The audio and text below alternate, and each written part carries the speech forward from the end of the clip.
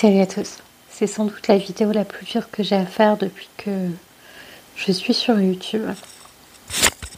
Ça fait déjà quelques semaines, 10 jours, 15 jours, un peu moins de 15 jours que ça s'est produit.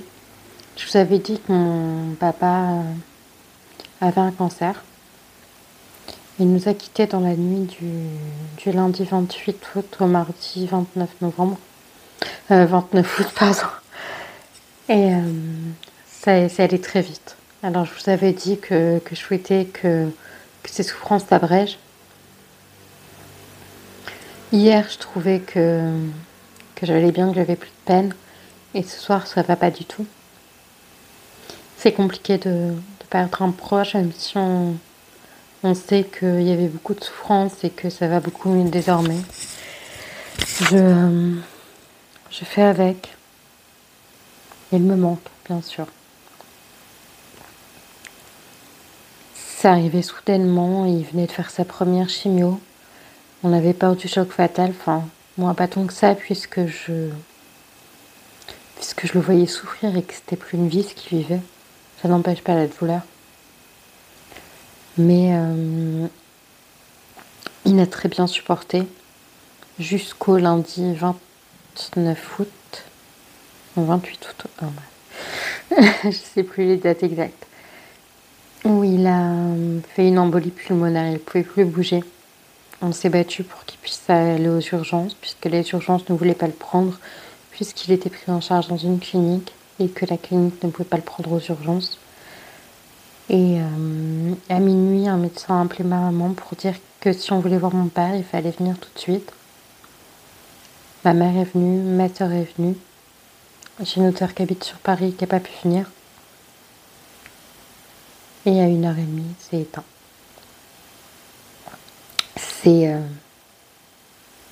On a beau vouloir le meilleur pour un proche qui souffre, c'est-à-dire qu'il s'en aille vite.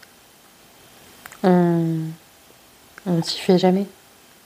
Et ce qui est plus dur dans l'histoire, c'est de voir maman impuissante, tellement triste. Enfin voilà, mon papa est parti et c'est pas évident. Je sais pas comment je vais faire pour ne pas faire de rechute, ça me fait très peur. Je sais pas comment je vais faire pour aller de l'avant, je sais pas comment vont se passer les prochains jours. J'ai l'impression que ça fait une éternité que ça s'est passé.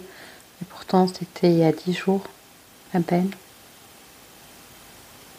Et il y a bientôt 15 jours. Ouais, ça va faire 15 jours cette nuit. Et alors hier, je disais que j'étais sans peine, sans chagrin, que ça allait mieux. Et ce soir, c'est très compliqué. J'avais besoin de prendre la caméra, de vous parler un petit peu. Et de un petit peu vous parler, d'extérioriser. Puisque j'ai beaucoup pleuré avant son décès, en le voyant comme ça, en sachant qu'il allait partir très vite, en le sentant.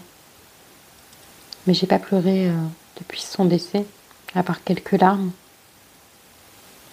Et c'est pas évident de pas pouvoir extérioriser sa peine. C'est un bon père, c'est un bon mari, c'était une personne très forte, qui ne s'écoutait pas. Et ça a été une récidive foudroyante. Il a fait une embolie pulmonaire, il a été mis sous oxygène. Quand on est rentré dans la chambre, on l'a pas reconnu. Il avait les yeux dans le vide. Il avait des râles de respiration, il avait beaucoup de mal à respirer, il était mis sous oxygène. Et à 1h30, on l'a plus entendu respirer. On a vu la machine cardiaque, électrocardiogramme baisser. Moi, j'ai fait des yeux révulsés. Je suis sortie très vite de la pièce. Et quand je suis revenue, ma mère et ma soeur étaient en salle d'attente. Et quelques instants plus tard, on nous a dit de retourner dans la salle d'attente des urgences. Et quelques minutes plus tard, le médecin est arrivé pour nous annoncer son décès. Donc j'ai été soutenue par Fred pour les funérailles. J'ai passé quelques jours chez ma maman pour la soutenir, pour qu'elle se retrouve pas toute seule. Mais c'est dur, franchement, de perdre un proche. Alors, j'avais pas une super entente avec mon père, même si depuis quelques années ça allait beaucoup mieux. Mais ça me fait quelque chose. Je vais pas dire que ça me fait rien. Après, ce qui me rassure dans tout ça, c'est qu'il ne souffre plus. Il avait 2 trous au niveau du cou, la tumeur avait percé. Et du coup, il avait du pus dans la bouche. Et au moins, ça, il l'a plus. Parce qu'il n'y avait rien qui pouvait soulager ça. À part toute la chimio, mais on a appris que c'était une chimio palliative. Donc ça aurait pu être évité, mais ça devait être comme ça. Voilà. Il va beaucoup me manquer.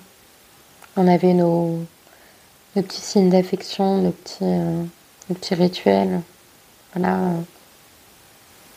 Ça faisait longtemps qu'on les avait plus parce qu'il restait couché tout le temps, il dormait tout le temps. Mais ça reste quand même compliqué. Il y a des jours ça va, il y a des jours ça va pas. C'est des hauts et des bas. J'ai une vidéo à vous faire sur le diamant painting. Je sais pas quand elle viendra, peut-être après, peut-être voilà. Je suis désolée de pas être très souriante dans cette vidéo, mais c'est une vidéo assez compliquée. J'arrive pas à pleurer, à part comme je vous disais quelques larmes, mais j'aimerais beaucoup extérioriser ce que je ressens, mais c'est très compliqué. Et j'espère qu'il va bien là où il est. C'est tout ce qui reste important. J'espère qu'il va bien là où il est actuellement. Et qu'il ne souffre plus et qu'il va bien. Je suis croyante, donc j'espère qu'il s'est tourné vers Dieu à la fin de sa vie. Et qu'il est désormais au paradis. Et qu'il a pu retrouver ses 2 meilleurs amis et puis son frère. Qui sont partis bien avant lui. Et je prie pour ma maman pour qu'elle trouve de la force. Et voilà. Je sais que cette vidéo n'était pas très gaie. Je sais qu'il